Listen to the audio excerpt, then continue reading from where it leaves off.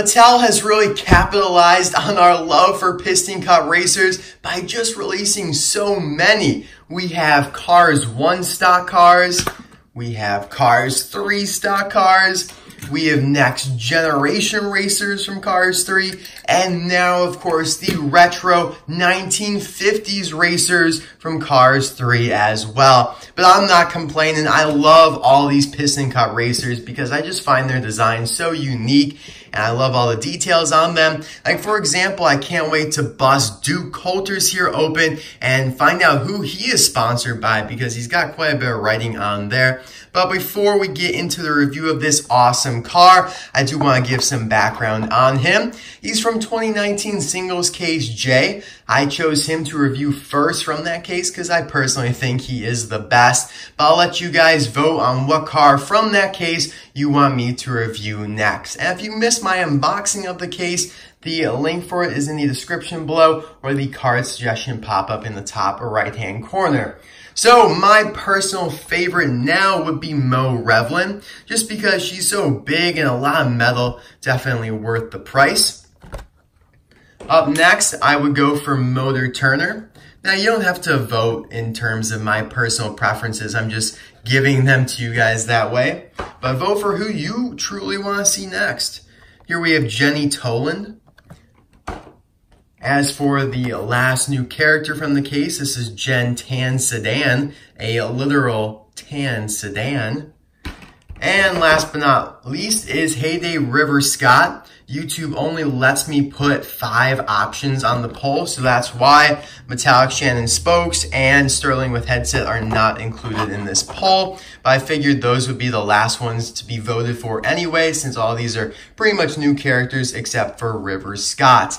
And I did want to mention I misspoke in my last video, and I also misspoke on Instagram, Twitter, and Facebook when I promoted this video or the unboxing. I said there were 6 new characters, but there's only 5. I was not really thinking of River Scott being already released. That's my fault. Sorry about that, guys. But anyways, let's dive into the review now here of Duke. Doc's Racing Days is the series. You can see the 51 logo up there. This is definitely proven to be one of the best series this year just because of all the new cars it has included. All those have been new to the series except for Heyday Smokey, who was released in a 2017 2-pack, but all these other ones are. And there you have a picture of Doc racing with Junior Moon. Back in the day, Doc Hudson and friends mastered the racetrack with their quick wits and old school tires. Love it. But unfortunately, I don't think there will be anything else coming out of this series because the poster doesn't show anything else. These 2 were the last ones to come from Doc's Racing Days, but there's definitely a lot more to be released from that scene. So I'll be right back here with Duke all opened up.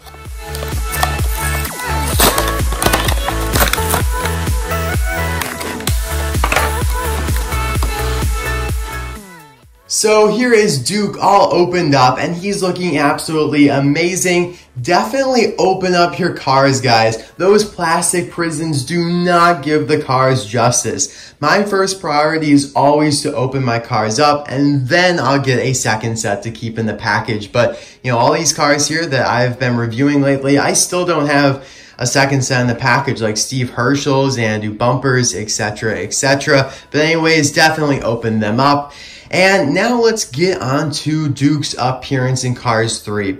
So although he's such an awesome and unique character, he only appeared for like 1 second and from the back. Super disappointing. When I went to go look for him last night, I'm recording this like in the afternoon on Good Friday. By the way, happy Easter weekend. If you do celebrate Easter, I hope you have a great weekend. But anyways, I was looking for this last night and I could only find this, and I talked to some of my friends and they could only find this as well. So it definitely seems like Duke got the short end of the stick in terms of appearance. I mean, it's really only like 1/5 of the entire screen for a second.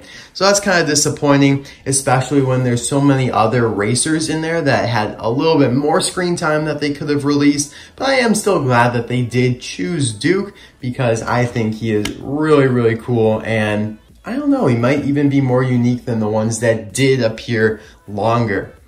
Now, let's get on here with the review. What everybody's been waiting for, let's check out all the details on Duke. I was kind of overlooking them a little bit before I started the review, and I'm really impressed. But anyways, here, he does kind of have this protection bar, push bar, whatever you want to call it, in the front. It is plastic, so you can see that that is just, I don't know, some like extra plastic. It's not a chip. So I'm happy about that. I get really nervous when I see a chip on my brand new car. But anyway, there's also this plastic grill here, which is really nicely done for being plastic. It does, I don't know, it could have been a little bit more realistic with the gray coloring, but the middle part here with the actual grill is really nice. It looks a little dirty and a little gritty in there, and the hood ornament also looks pretty cool. Moving to the hood now, you can see like these ropes over him, like these straps, which I don't know exactly what those are for, but they definitely kind of remind me of like a real life sports player, like a football player or something like that, who would wear some straps. I don't really know how they apply to racing though. Maybe just to keep his hood from flying open. That's the first thought that comes to mind. But here's when we run into the first awesome detailing for Duke and what seems to be his sponsor. Call NPA 770.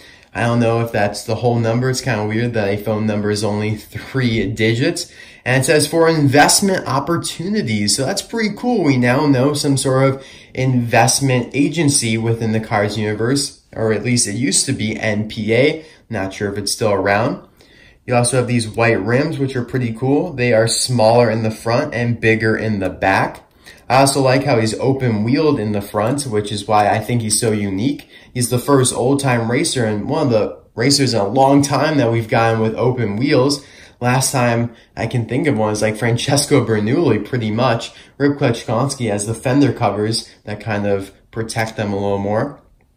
Anyway, here you have that one side view mirror, which is pretty cool. Kind of like Doc Hudson and how he only has that one on his left side as well. His eyes look pretty good. I know a lot of people have been complaining of the eyes from Thailand, but I think his is pretty nice. Now on the running board here, he has kind of this weird, again, like strap-like thing, some covering. Again, not entirely sure what it is, what it means or anything, but does add that extra level of detail.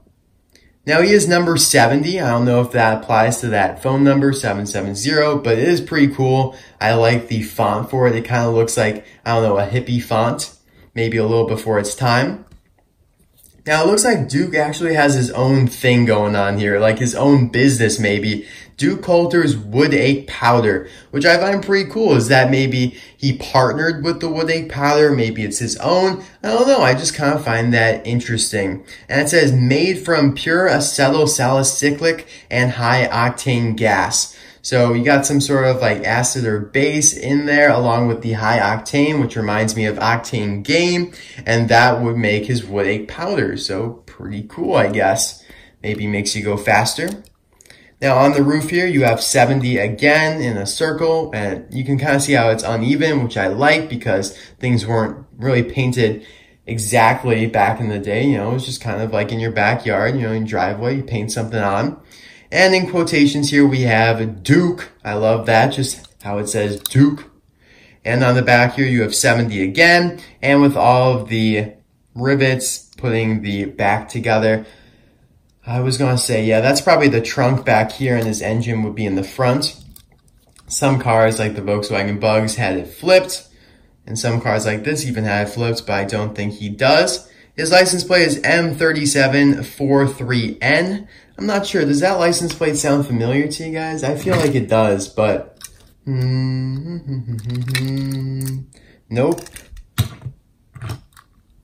I like how a lot of these old-time racers have license plates because, of course, the new era of Piston Cup racers do not. But yeah, maybe that license plate is in fact unique. I really hope it is. I'm just checking some of the other ones here, like River Scott, who is probably the most similar model to Duke Coulters. And we'll definitely take a look at both of them in a second here. But I do want to appreciate all the dirt and rustic detailing around his fenders there. Definitely makes him look more realistic. You have the same detailing over here. And there, it's just flipped a little bit. Interesting. And here is the base. M06A. That means it was made in the 6th week of 2019 at the A factory. So if you look at Jet Robinson here, he was L46A. That was the 46th week of 2018. Now, as I just kind of hinted at here with River Scott, they are pretty similar. And a lot of people might misconceive that they're the same model, but no, they are entirely different. First of all, you can see that their sizes are slightly different. River Scott looks to be a little taller, a little bit broader as well. And it seems like, I don't know, Duke might have started off looking more similar to River Scott, but he took off the fender covers right here, so he'd be open wheeled. The grille does look a little bit different, looks a little bit more bent. You know, see how it kind of bends around the front of him whereas it is completely flat on the front of him on Duke there. He also doesn't have that push bar, but again, that could have been added on later. You never quite know. I love how you get a sneak peek here into the engine with River Scott. I never really reviewed River Scott, so I do want to point that out right now.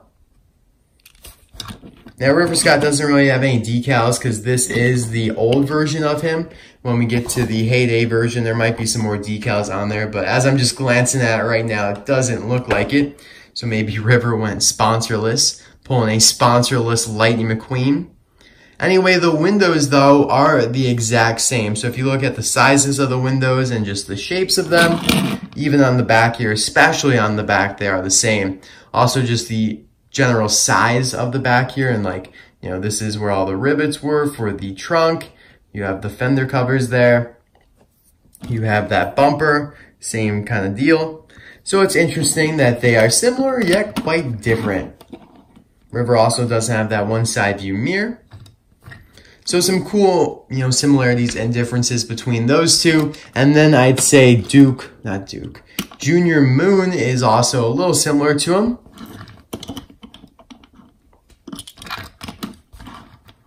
But then again, he actually resembles more of another car that appeared during the race that has similar colors to Duke actually, but is not being released currently.